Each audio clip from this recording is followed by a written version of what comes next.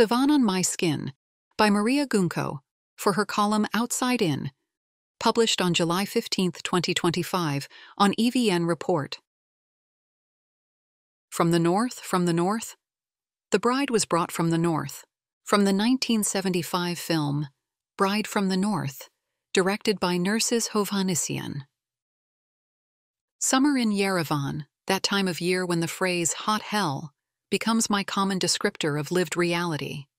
Some people love the heat, especially those born into it. But I am a northern woman who knows how to layer up and use badger fat to fend off frostbite. There's only so much you can do, however, to tolerate the unrelenting heat. In a nutshell, my ideal temperature range hovers between -20 to +25 degrees Celsius. Anything below -20 is kind of uncomfortable, and anything above +25 is hardly bearable.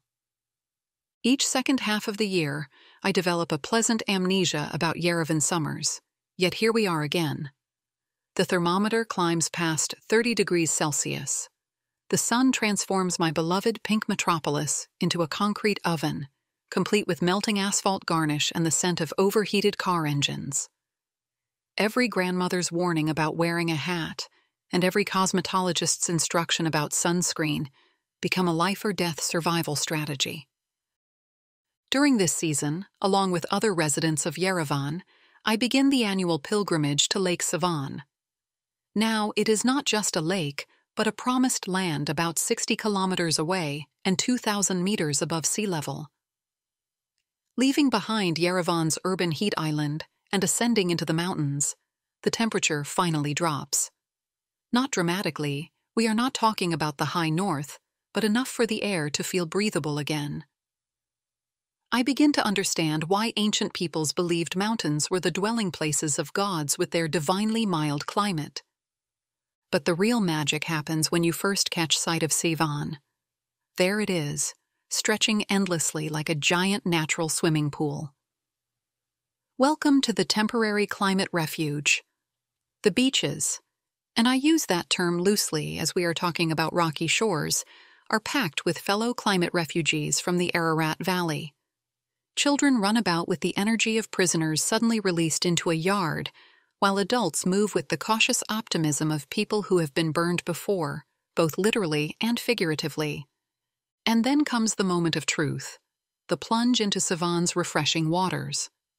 Now, here is where the tourist brochures engage in what can only be described as creative interpretation. Refreshing is indeed one way to describe the waters of a high-altitude lake, essentially refrigerated by mountain air for months on end.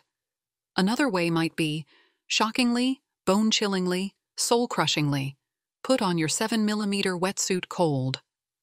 While my first visit to Lake Sevan was in October 2016, I only gained the courage to fully dip myself into its waters during the summer of 2023.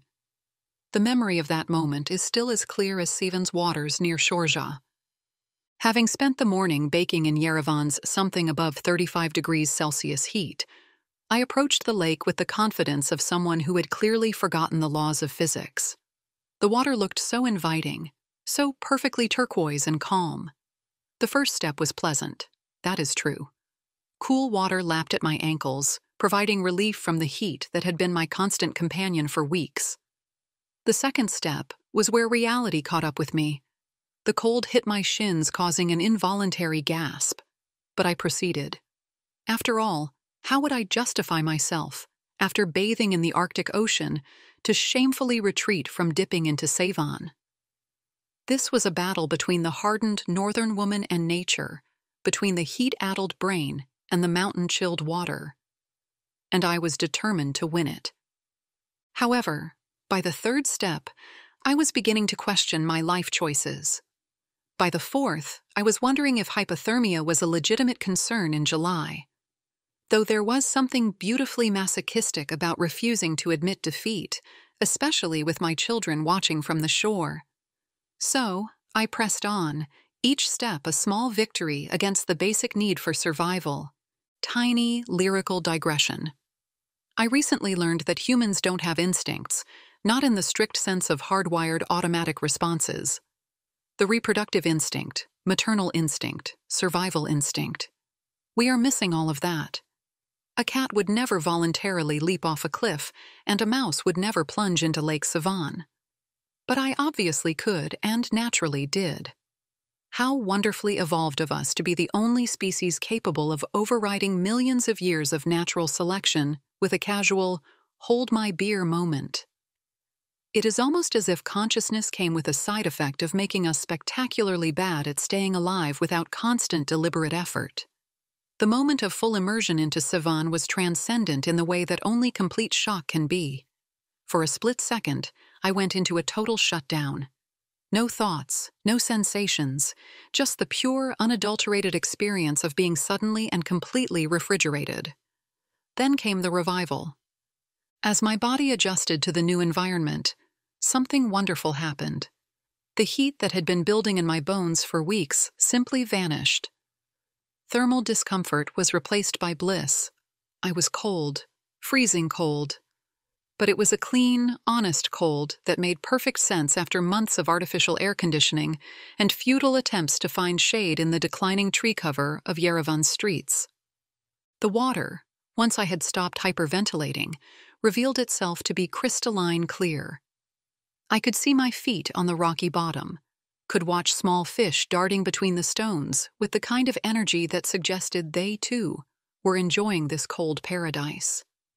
The surrounding mountains reflected perfectly in the still surface, creating the illusion of floating in the sky.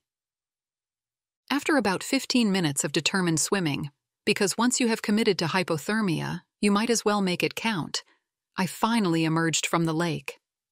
The mountain air, which before the swim had seemed cool, now felt positively tropical against my chilled skin.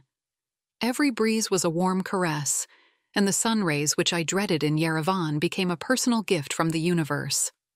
The drive back to Yerevan was bittersweet. Descending from the mountains, I could literally feel the temperature rising with each kilometer. The air became heavier, more oppressive. But something inside me had changed. The memory of that cold water, that mountain air, that moment of perfect temperature equilibrium created a kind of psychological buffer against the heat. Returning to my apartment in Yerevan with air conditioning, to my daily struggle against the summer sun, I carried the knowledge that escape was possible. That somewhere, just an hour and a half away, there existed a place where the grass is really greener and the water is cold enough to shock me back to life. This is the true genius of Sevan. It does not just provide escape from the Yerevan heat, but completely recalibrates the relationship with the environment when you remember what it feels like to be comfortable in your own skin.